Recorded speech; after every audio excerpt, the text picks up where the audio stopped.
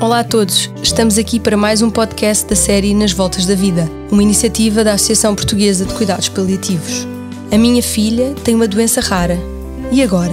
Esta é a temática de hoje e temos connosco o jornalista Pedro Carvalhas, que vai conversar com José Vilhena e Inês Prazeres, que são pais e fundadores da DOCE, a Associação Nacional para divulgar, combater e enfrentar a Tay-Sachs e outras gangliosidoses. O podcast Nas Voltas da Vida tem o apoio da Guel Produções e agradecemos também ao Rodrigo Grunho pela música.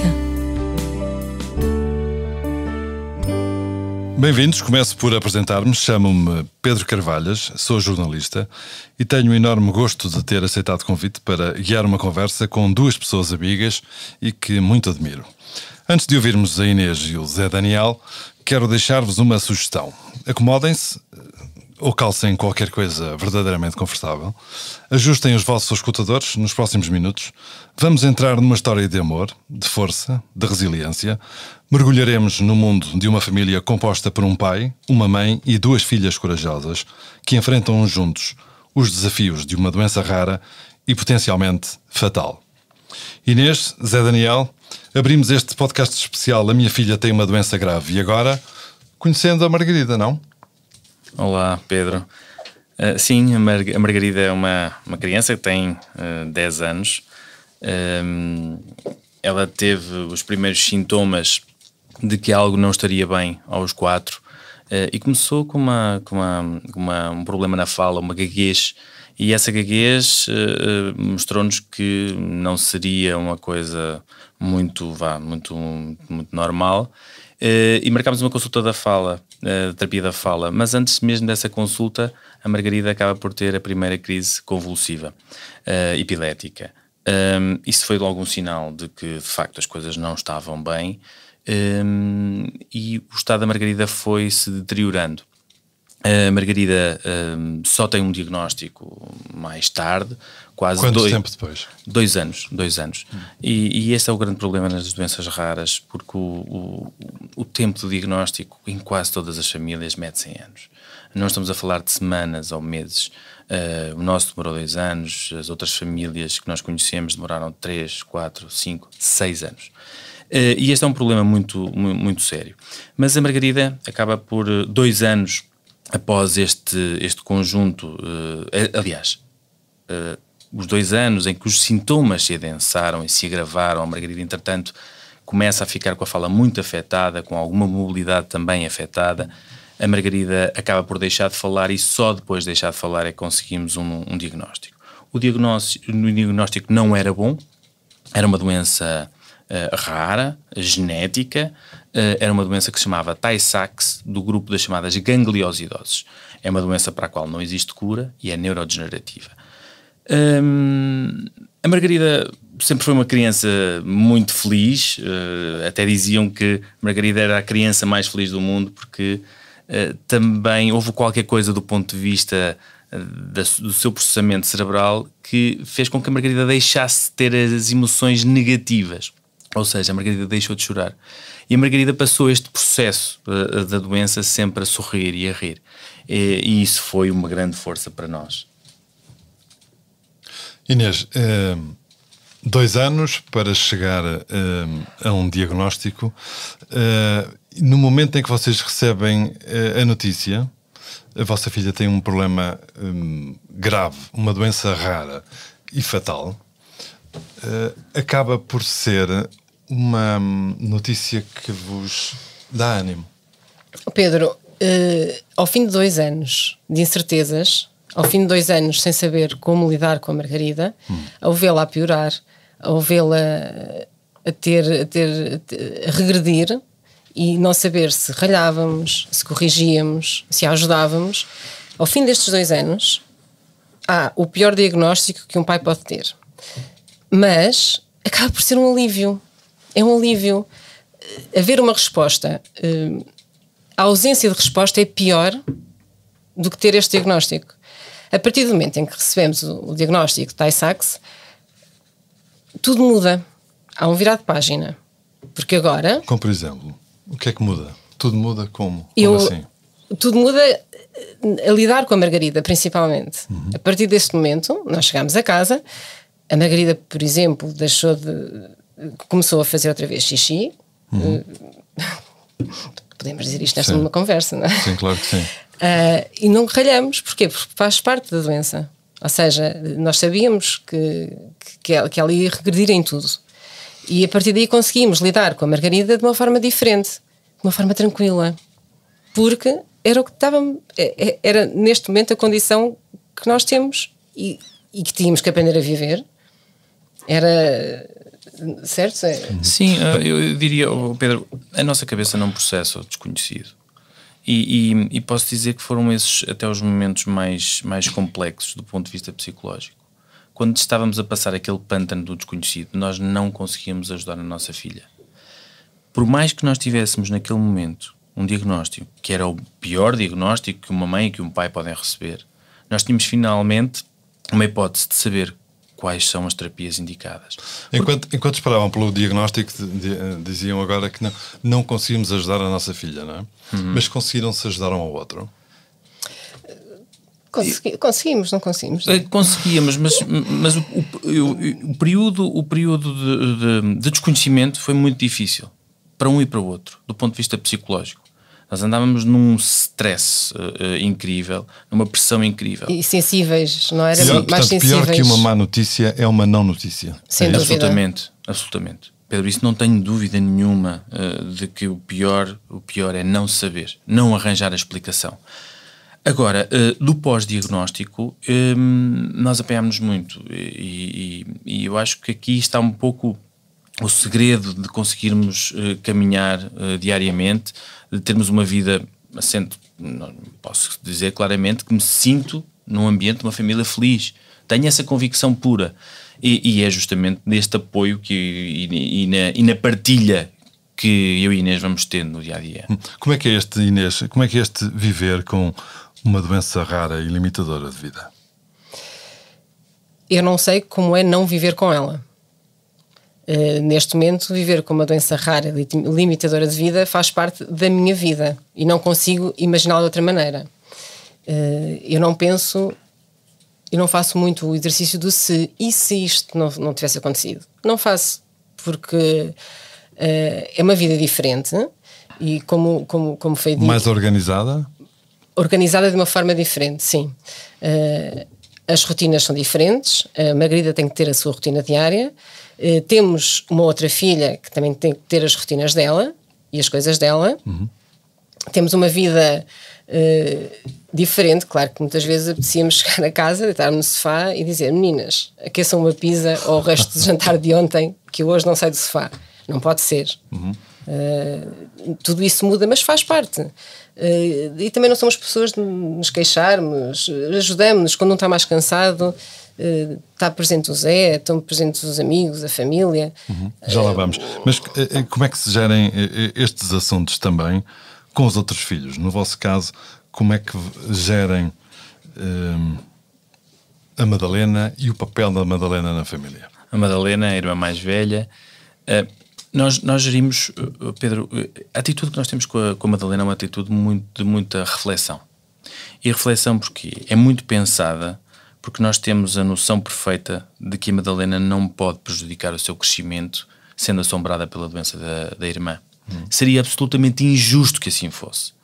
E eu e Inês somos, nesse aspecto, somos muito determinados e muito racionais.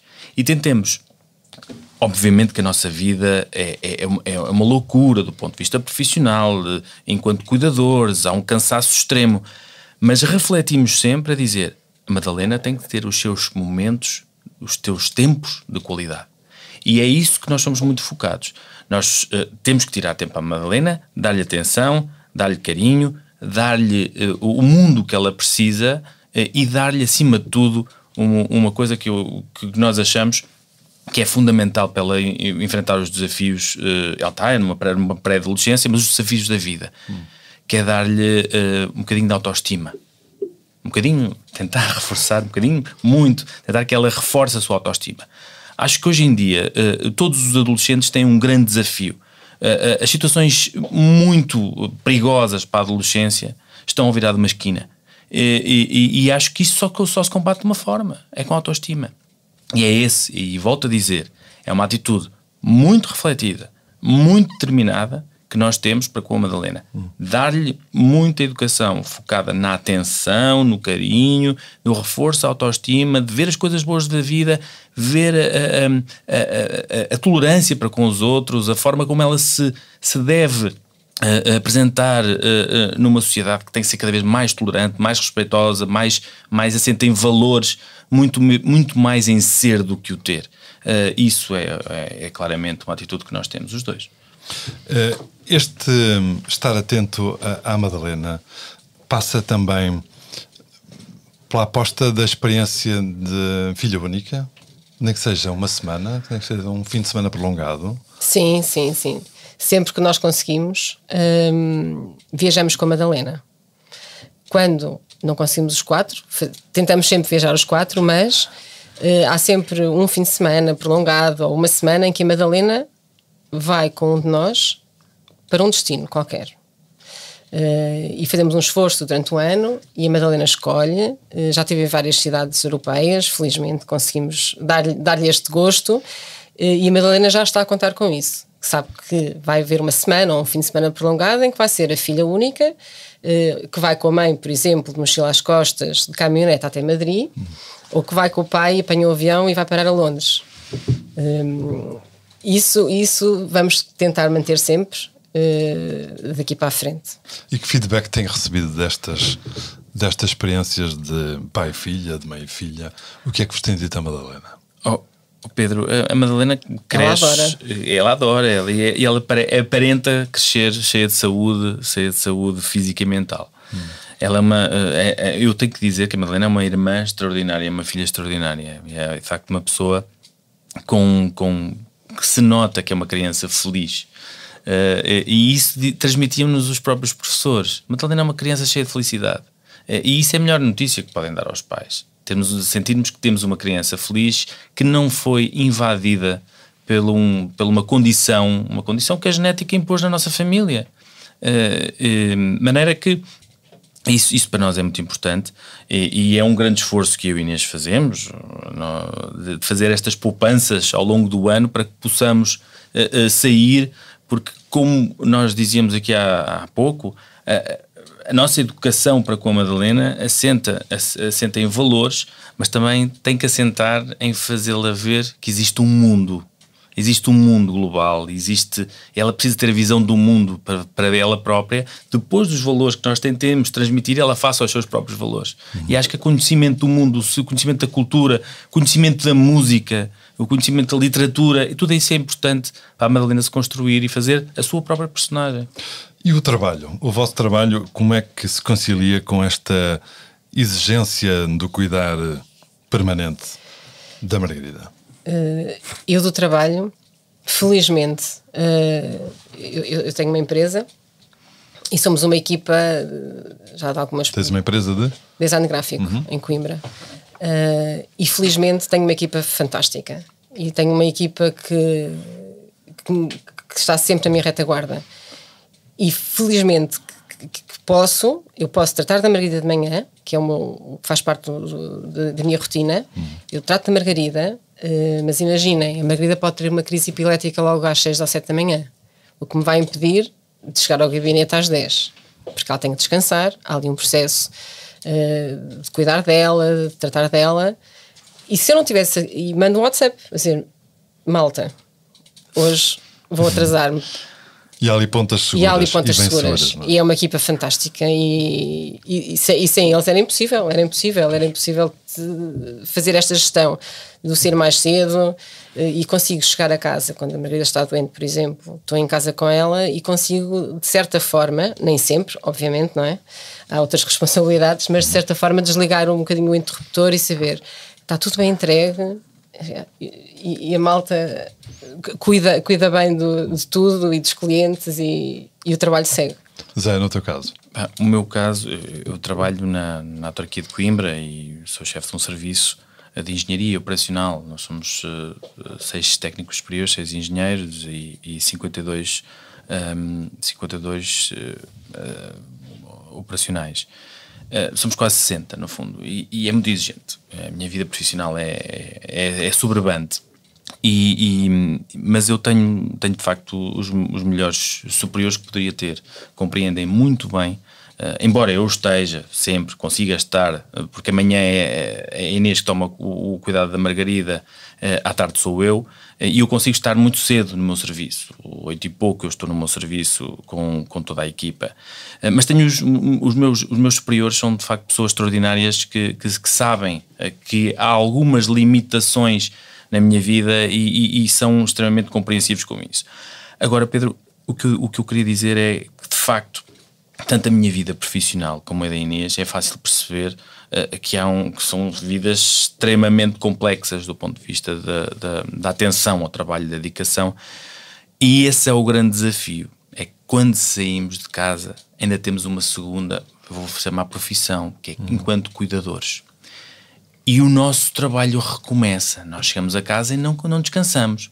E como eu estava a dizer, a minha tarde, saio do meu trabalho, sou eu que tenho a responsabilidade da Margarida à tarde, saio, trato da Margarida, tenho que mudar as fraldas, tenho que lhe dar o lanche, começo a fazer o jantar, porque a Inês aproveita para ficar mais tarde na empresa, porque foi um pouco prejudicada a manhã dela, não é? Por causa da Margarida. E a Inês sai, chega a hora de jantar, tenho o jantar feito, damos os dois jantar à Margarida, vamos repartindo, uma vez um, outra vez outro, e quando chegamos deitamos a Margarida, voltamos a mudar a fralda, damos os cuidados, os medicamentos, etc. E quando nos sentamos no sofá depois de deitar a Margarida, é o tempo que nós temos. Diria que é das 10 às 11, 11h30. E esse é o grande desafio, porque nós não temos só a vida profissional, temos depois a carga toda que vem a seguir a termos sido do trabalho. E este é o grande desafio para os pais e para as mães que têm filhos com doenças raras, crónicas, complexas, que precisam de cuidados paliativos. O grande desafio é a exaustão. Eu diria mesmo que não tenho a mínima dúvida que o desafio é a exaustão. Há dias que são extenuantes. E só compensamos isto com uma grande união familiar, com os amigos, com as bases de apoio que vamos criando. Já vamos falar deles. Mas há outro desafio que vocês lançaram, que se chama divulgar e orientar para combater e enfrentar. É a DOCE, enfrentar a Tay-Sachs. A DOCE, sim. A DOCE é uma associação que vocês criaram em Coimbra, exatamente para fazer o quê? A DOCE não fomos só nós que criamos. A sede é em Coimbra, a escritura foi em Lisboa, mas foi um conjunto de famílias. A DOCE, quando nós recebemos o diagnóstico, conhecemos mais uma família que estava afetada em Lisboa, em Sintra, perdão, e outra família em Braga. E começámos a criar um movimento. E depois começaram a aparecer mais algumas famílias que estavam no anonimato. E criou-se um movimento informal que depois leva à DOCE. A DOCE, se não me engano, é fundada por 6 ou 7 famílias. Agora não consigo ter o nome exato. O que é que faz a DOCE? A DOCE, divulgar, orientar, combater e enfrentar a Tay-Sachs, que é a doença que a Margarida tem, a Sandoff e a GM1. São 3 doenças gêmeas do chamado grupo das gangliosidoses. Basicamente, os sintomas são os mesmos. É a denominação é onde o gene está afetado. Um é do EGS, a A, outro é do EGS a B, outro é do outro gene, mas são doenças basicamente com os mesmos sintomas. O do grupo das gangliosidoses. A DOCE faz essencialmente, eu diria que a principal atividade da DOCE é esta rede, que era informal e que passou a ser formal, de apoio aos pais e às mães. No fundo, todos partilhamos as nossas dificuldades, as nossas necessidades, e ao termos experiências vamos criando uma partilha. Queremos criar na nossa comunidade um mundo melhor. Um mundo melhor que, quando nós entramos neste mundo, estávamos um bocadinho mais desprotegidos. Havia a rede europeia, que agora fazemos parte, e criámos agora a nossa rede. Encontramos-nos, partilhamos, abraçamos-nos, dizemos as dificuldades que temos. Às vezes há algumas dificuldades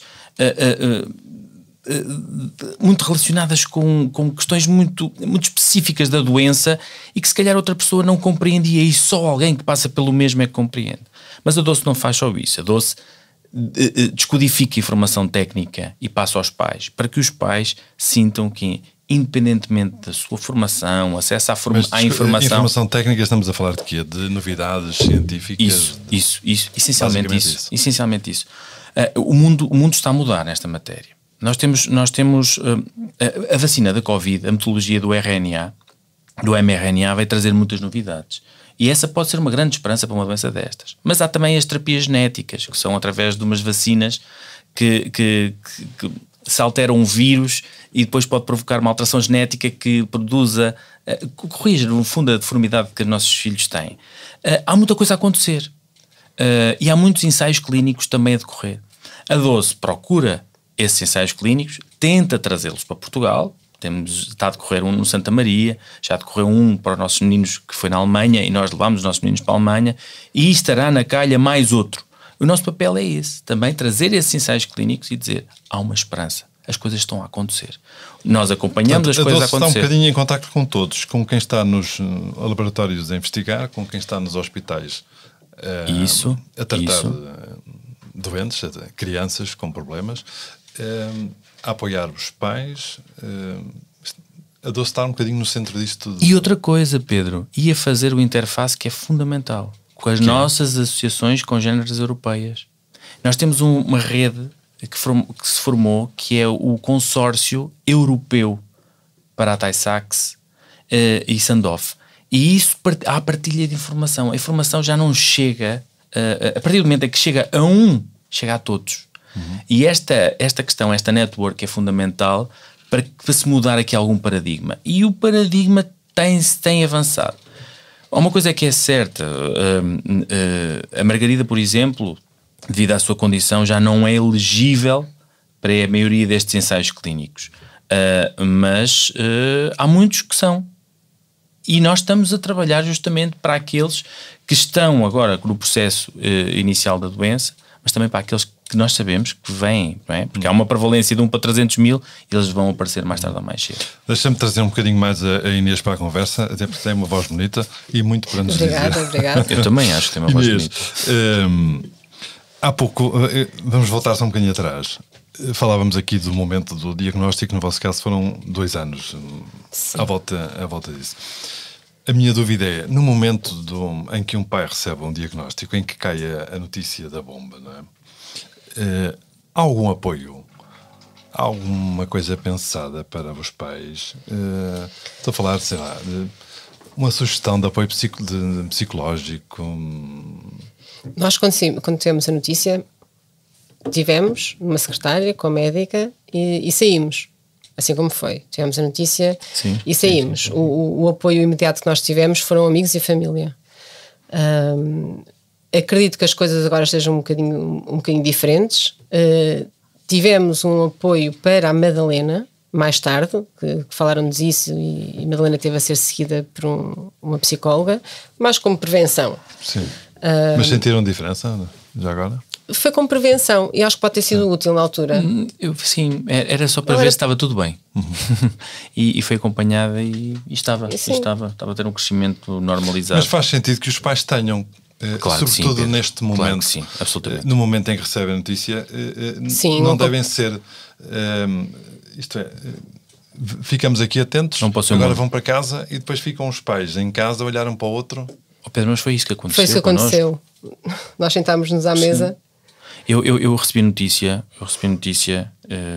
abraçámos-nos, nem chorámos naquele momento, abraçámos-nos e eu Inês tinha compromissos, eu já tinha acabado os meus compromissos e vim-me a passear sem destino pela cidade de Coimbra e galgava ruas e chorava convulsivamente e com aquela sensação de visão turva. E quando chego a casa, depois de esgotar tudo aquilo que tinha, quando chego a casa tinha com uma serenidade absolutamente anormal. E começa aquele primeiro pensamento positivo. Finalmente temos a resposta. A partir de agora, naquele momento em que ia a passear pelas ruas e pensar o que é que vou fazer, o que é que vou fazer, o que é que vou fazer, o que é que vamos fazer, como é que vai ser a nossa vida. E fazer aquele exercício porquê a mim, que é uma pergunta que não leva a lado nenhum, não é? Não é uma pergunta sem resposta. Aliás, a resposta é objetiva. A nossa cabeça é que pode procurar outra. A resposta é que a nossa filha tem uma doença genética e a resposta está dada. Agora, o porquê a mim, se nos estivermos a esgotar nessa pergunta, nunca vamos obter nenhuma resposta. E finalmente tínhamos aquela serenidade e podíamos pensar positivamente. Eu posso ajudar a minha filha, a Inês pode ajudar a sua filha. Tínhamos a resposta para a doença. Outro tipo de terapias, como falámos há pouco. Foi isto, não foi, Inês? Foi. Nós até fomos cada um no seu carro para o hospital pediátrico. O Zé saiu, eu saí, eu fui até ao Chopal, que é um parque espetacular que existe em Coimbra. Estive com uma amiga também, chorei. Acabando o choro, fui ter com os meus pais, expliquei-lhes o que aconteceu, falei com eles, não é? A minha mãe teve uma resposta fantástica e nisso os pais são fantásticos, e eu acho que o meu pensamento positivo e eu ser tão positiva vem um bocadinho daí, que a minha mãe, a primeira coisa que me disse foi: oh filha, não te preocupes, nós estamos aqui todos e todos te vamos ajudar, e a medicina está a evoluir tanto, não sabemos o dia da manhã, por isso estamos todos bem. E eu, oh mãe. Mas no fundo é um bocadinho isso. E foi como o Zé disse, depois chorei, e eu tinha um compromisso com as amigas, acabei por ir. Ao fim do dia chegámos a casa os dois, sentámos na mesa, olhar um para o outro e pensámos: agora temos que avançar, estamos aqui para ajudar a Margarida, vamos a isso. Para ajudar as Margaridas e as famílias das Margaridas são necessários cuidados paliativos pediátricos. Pelo que sei, estão a anos-luz, estão mesmo muito longe dos cuidados paliativos para os adultos. Portanto, há aqui um problema para resolver, José. Há alguma explicação para isto? Pedro, eu acho... Deixa-me dizer-te só os números. Há 8.000 crianças a precisar de cuidados paliativos pediátricos. Apenas 10%, ou menos que 10%, têm essa cobertura. Eu quase que fazia uma metáfora e dizer-te, quando um barco está a afundar, dizemos sempre para as crianças chegarem primeiro. E aqui é o inverso. É exatamente o inverso que está a acontecer. E o que eu só posso arranjar uma explicação para isto. É negação completa de ver as crianças com problemas. Ai, que horror! A criança tem uma doença grave. Que horror! Eu não quero ver. Não, vou virar a cara. É demais para mim. E acho que há uma negação mental e há uma incapacidade de processar que uma criança possa não chegar à idade adulta. É suposto que a natureza humana defina que uma criança que nasça, que chega à idade adulta e viva com saúde. Quando isso não acontece, é um drama tão grande e é uma coisa tão horrorosa para nós que nós não viramos a cara para o lado. Eu só posso explicar à luz disto. Porque é absolutamente injusto saber que, por exemplo, mesmo nos cuidados paliativos dos adultos, que têm uma cobertura aproximadamente de 30% em 100.000 necessitados. Sim, está muito longe da perfeição, da perfeição. Quando passamos às crianças, são 10%. E isto de facto, eu acho que isto é um grande preconceito que existe de falar sobre o assunto. Porquê? Porque impressiona. Mas o assunto deve ser tratado como ele deve ser tratado. Há uma necessidade clara e eu, Pedro, nós enquanto representantes da Doce não podemos aceitar uma coisa. Não podemos aceitar que, por termos a sorte de ter nascido em Coimbra, que eu tenho uma equipa extraordinária de cuidados paliativos pediátricos, tenhamos uma cobertura e que a nossa família de Castro Marim, que é a nossa associada, tenha perdido a filha sem essa assistência, Pedro. Isto é absolutamente injusto num Portugal do século XXI. E é justamente essa questão que tem que ser trazida para cima da mesa. A Associação Portuguesa de Cuidados Paliativos tem este assunto em cima da mesa. As associações doentes estão muito preocupadas com isto. E volto a dizer, eu tenho a certeza que é por causa de uma incapacidade mental que viramos as costas ao assunto. Podemos falar da vossa rede de apoio? Claro que sim. Quem é que tem estado ao vosso lado nesta jornada e de que forma têm sido fundamentais? Família e amigos.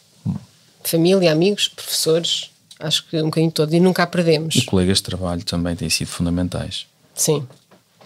A rede de apoio dos nossos pais e dos amigos estão sempre lá. Há alguma coisa que seja necessário. Nós nunca deixamos... Mas o sempre é sempre, não é só no momento em que chega a notícia, não é? Não é só no momento. Muitas vezes acontece quando há a doença, quando há uma morte, quando há o luto, as pessoas estão ali uma semana, todos os dias falam, mas depois passa, cada um vai à sua vida. Aqui não. No nosso caso, os amigos estiveram sempre e estão sempre. Nós continuamos a jantar fora com os amigos, mas há uma condição: não podemos ir a um restaurante com escadas ou que é pequeno, porque a Margarida não entra com cadeira de rodas, então vamos a outro. Ou então, olha, a Margarida hoje está um bocado constipada, fazemos o jantar cá em casa. Muito bem, muda-se tudo, fazemos cá em casa, ou fazemos em casa de um ou em casa de outro. E isto é fundamental, porque nós nunca perdemos esse apoio. Vamos ter um piquenique, vamos. Aonde? Onde é que dá jeito à Margarida? Ali não, porque não dá jeito. Vamos para ali. E vamos todos. E com a família, com os avós. Os avós da Margarida precisam de ou dão mais colo do que recebem? Eu acho que eles dão. Dão muito colo. Sim. Neste momento os meus pais estão com a Margarida. Sim. E sem dúvida que eu acho que ainda dão mais. Acho que são pais para toda a vida, não é? E acho que a função dos pais é sempre dar colo, chegando a uma altura que eles próprios precisarão de colo, obviamente, mas no nosso caso específico o meu pai precisou um bocadinho de colo quando obtivemos o diagnóstico. O início foi difícil. O início foi difícil, mas depois a Inês tem um exercício muito interessante com o meu pai, que diz ao meu pai: a Margarida estava relativamente bem na altura, andava, sorria, brincava, embora já não falasse, e disse ao meu pai: olha, se quer aproveitar a sua neta, a vida da sua neta é agora. Porque o meu pai quase que não conseguia, como era profissional de saúde e sabia bem que tipo de doença era aquela, fazia-lhe muita impressão. E a Inês disse: olha, se quiser aproveitar a vida com a sua neta é agora, não é mais tarde, porque as coisas não vão melhorar. E o meu pai fez ali um clique, e do momento em que aquele momento em que deixou de precisar do colo para dar o colo, e aí esteve sempre presente em minha casa. O meu pai, a minha mãe e a mulher do meu pai foram pessoas também incansáveis, para além dos pais da Inês. Agora, dos amigos, Pedro, nós temos a sorte, nós temos os melhores amigos do mundo, e não tenham a mínima dúvida disso. Temos uma rede de apoio absolutamente extraordinária, e são os amigos sempre aqui estiveram, sempre vão continuar a estar, e são pessoas que levam a doença da Margarida connosco. Não é o só estar, são preocupados, envolvem-se, e eu lembro-me muitas vezes quando saíamos, eu e a Inês, de cabeça perdida e esgotada das consultas tardias, e tínhamos uma mesa posta e um jantar pronto, e só nos tínhamos que sentar em casa dos amigos e comer. E isto é inesquecível, são processos inesquecíveis, de maneira que... E isto continua a acontecer, E vocês, a vossa relação pessoal, de que forma é que se orientam? Como é que se consegue garantir uma dinâmica de marido e mulher no meio desta loucura? Orientamos-nos muito bem. Eu acho que eu e o Zé nos equilibramos. Quando um vai abaixo, o outro vai lá buscá-lo, e depois invertemos. Para o Zé as noites são complicadas, para mim são as manhãs, que é quando eu estou sozinha com a Margarida. Sim, já vamos, os momentos são o quê? Podemos falar em momentos de desespero ainda? Sim. Ou mais de impotência? Pedro, nós somos muito focados na positividade, mas a positividade e na felicidade, mas muitas vezes temos momentos de algum desespero, e os meus momentos críticos são durante a noite, em que o negro parece mais negro que é, em que o terror parece até mais aterrorizante do que é, e depois acordamos e vemos que se calhar não é tão negro e se calhar não é tão aterrorizante. Eu, por acaso, hoje fui atacado por essas insónias. Eram 5 da manhã e uma dessas insónias mais obscuras atacou-me. Levanto-me, pego no telefone, leio qualquer coisa, ligo a televisão. Por acaso hoje até davam uns treinos do MotoGP, porque é no Japão, e até foi mais interessante, que eu gosto particularmente de motas, mas é as noites. Mas esses momentos de desespero, eu acho que existem, vão continuar a existir. A forma é como nós lidamos com eles e vamos tentando inverter esses momentos. Mas ainda indo à questão do casal, nós tentamos sempre, de vez em quando, irmos os dois jantar fora e fazemos um programa aos dois, e sabe tão bem. Estamos um bocadinho sozinhos. Às vezes pode parecer um bocado ridículo, mas acho que algumas pessoas nos vão entender. Às vezes irmos os dois a um supermercado, irmos só os dois, vamos de carro e vamos os dois ao supermercado comprar qualquer coisa. Falamos. Sim. E 20 minutos a beber uma cerveja sozinhos. Começamos a dar muito mais valor a estas coisas que pareciam tão simples e tão adquiridas, que era estar sozinho a ver uma esplanada que nós não dávamos valor, agora damos.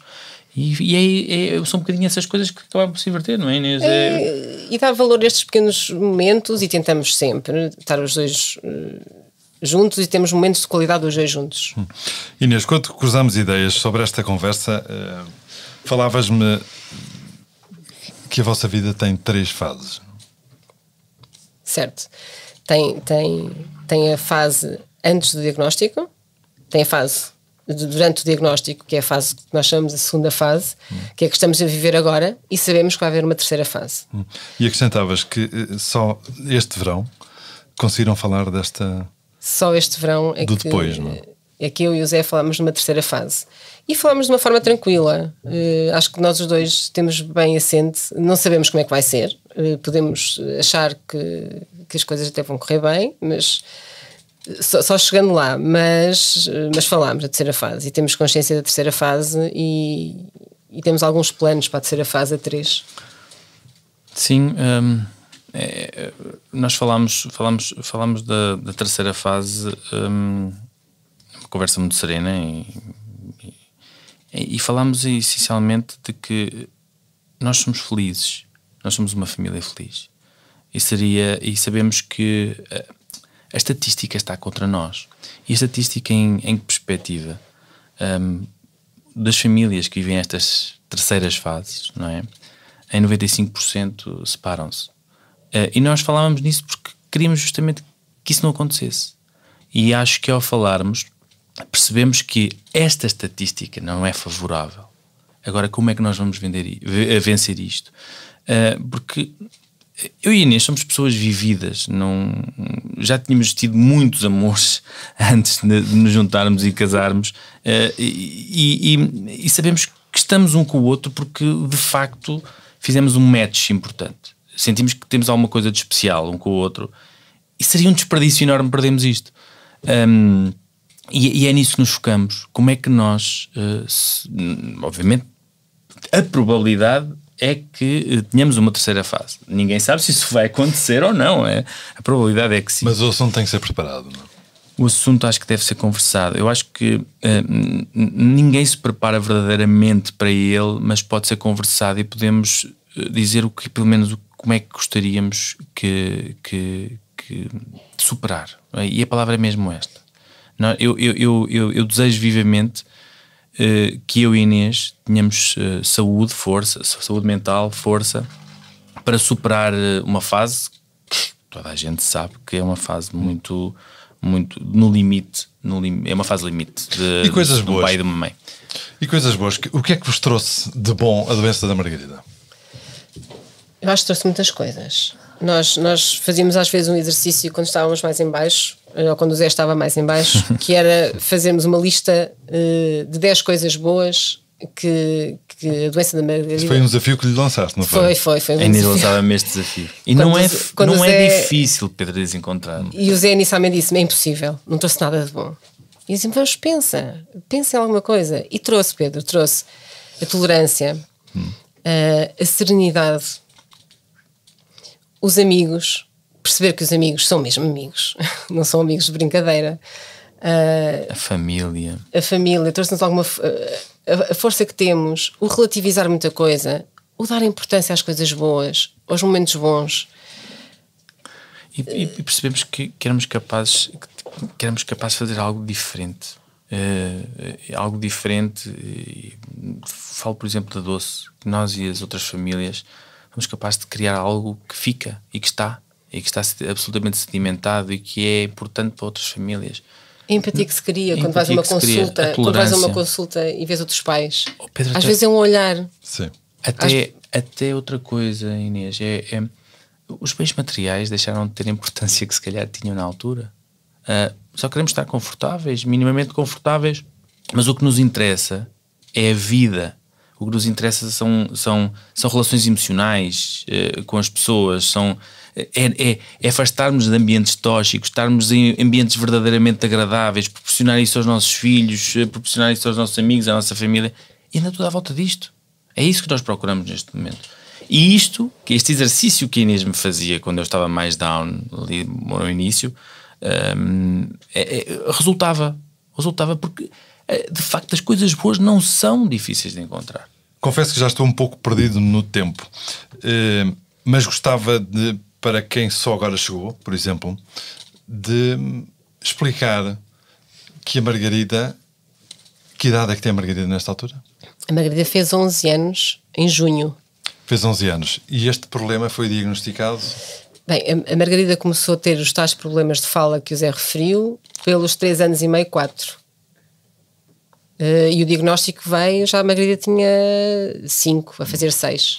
E neste momento a Margarida continua a ir à escola? Sim, a Margarida, entretanto, como é que é o dia da Margarida? Entrou para a creche da Associação de Paralisia Cerebral de Coimbra e lá continua. Ela está na escola primária, está na 4ª classe, tem 11 anos. Será o último ano que ela estará lá, mas sim, ou seja, eu de manhã deixo-a, ela passa o dia todo na escola até o Zé ir buscar na APCC de Coimbra. Portanto, é isto a situação atual da Doce Margarida. E agora para a ronda final, Inês e Zé. Inês, gostava de perguntar em primeiro lugar como é que tens equilibrado no teu papel de mãe com o papel de cuidadora. Eu sou a mãe da Madalena, sou a mãe da Margarida e cuidadora da Margarida. Como é que eu me equilibro, Pedro? Eu equilibro-me, eu acho que as respostas vão sempre ter os mesmos, que é a família, os amigos, uma equipa espetacular na Associação de Paralisia Cerebral de Coimbra, que me toma conta da Margarida como ninguém. Eu deixo a Margarida, vou trabalhar e desligo o interruptor. E agora, que conheci este verão, infelizmente a Margarida teve com uma infecção respiratória e esteve internada 10 dias no início de agosto, e foi quando eu tive o primeiro contacto com os cuidados paliativos pediátricos. Conhecemos a equipa toda, e uma coisa tão simples como darem-me um telefone da equipa de enfermagem dos cuidados paliativos pediátricos e darem-me o telefone de Coimbra, sim, e darem-me o telefone da equipa médica dos cuidados paliativos pediátricos. E ainda bem que eu os tinha, porque passados 1 ou 2 semanas a Margarida volta a ter um pico de febre. Fim de semana eu estava sozinha em casa e pensei, vou ligar para a equipa dos cuidados paliativos pediátricos, para a enfermagem, porque se tem aqui o número. Liguei e do outro lado ouço: olá Inês, como está? E eu, tem o meu número. Sim, então como é que está a Margarida? Está tudo bem? E tu aí pensas, caramba, isto não existe.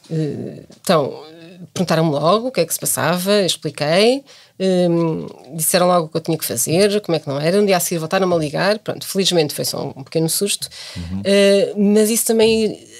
Mas é importante perceber que esse apoio também existe, sim, que está lá e que funciona bem. Funciona bem. Neste momento funcionou fantástico, de forma fantástica, que nem eu estava a contar.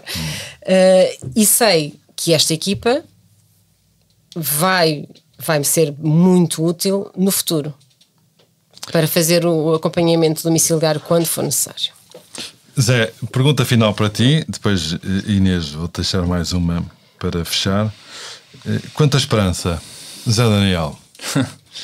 Que futuro consegues ver Que sonhos tens? Vamos falar de sonhos. De sonhos. Eu tinha um grande sonho quando tive as minhas filhas, quando casei com a Inês, era viajar de mochila às costas. Viajámos os 4 de mochilas às costas, porque eu e a Inês gostamos muito de viajar.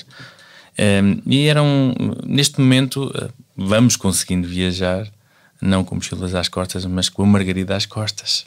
E todos a suportamos. Os meus sonhos são muito simples, Pedro. Os meus sonhos são muito simples e passam por algumas coisas que eu já disse nesta conversa.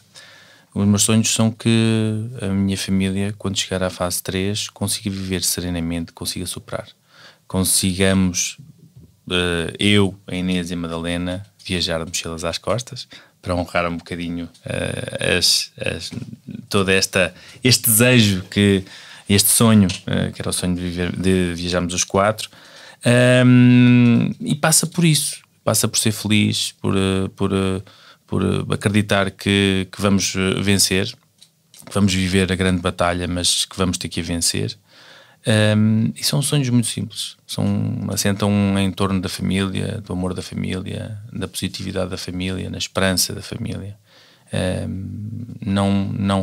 Não sonho com nada de propriamente material, a não ser uma coisa que é a minha moto, que é o momento de descompressão que eu tenho, que amanhã vou, por exemplo, dar uma grande volta durante uma semana com alguns amigos que partilham as mesmas coisas, mas os meus sonhos são essencialmente em torno da família. Inês, e para fechar, como é que esta jornada, digamos assim, te transformou como mãe e como pessoa? Olha, eu acho que me tornei uma pessoa um bocadinho mais terra a terra. Eu sempre fui uma rapariga aventureira, decidir as coisas de última hora, se for preciso ir para algum lado amanhã, vamos, pomos qualquer coisa no saco, vamos embora, a vida é para ser vivida.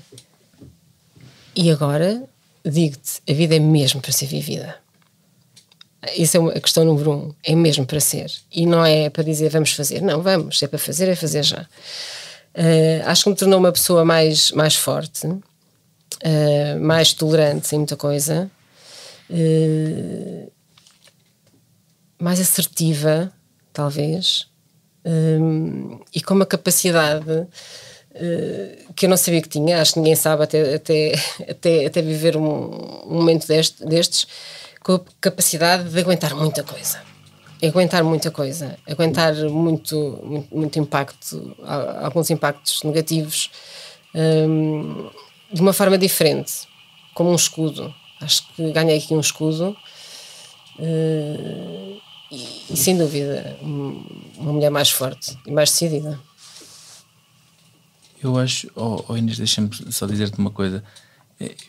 Às vezes parece que não existe limite para a palavra limite, não é? Nesta nossa vida e nas pessoas que nós vamos conhecendo sendo cuidadores. Estamos capazes de aguentar coisas que nós julgávamos que seriam impossíveis de aguentar, não é? Eu acho que é mesmo isso, Pedro, ainda respondendo à tua pergunta. Eu acho que um pai e uma mãe aguenta tudo por um filho. Quando às vezes as pessoas nos perguntam como é que vocês conseguem, eu respondo, como é que nós conseguimos? Então são os nossos filhos. Eu acho que uma pessoa, não há muita forma não há forma de dizer se não for assim. São os nossos filhos, nós por um filho fazemos tudo. Mas acho que é isto. Acho que me tornei uma pessoa mais forte e mais capaz de algumas coisas, e mais terra a terra. Bom, com o coração repleto de emoções, encerramos então esta conversa com os pais da Margarida, lembrando de que mesmo nas circunstâncias mais desafiantes, o amor inabalável e a resiliência da família podem iluminar o caminho para um futuro cheio de esperança e significado. A história da Madalena, da Margarida, da Inês, do Zé Daniel é um contributo à força do espírito humano e à capacidade de encontrar a beleza na jornada da vida, independentemente dos obstáculos que possam surgir. Fiquem bem. Até uma próxima. Obrigado. Obrigado, Pedro. Por tudo.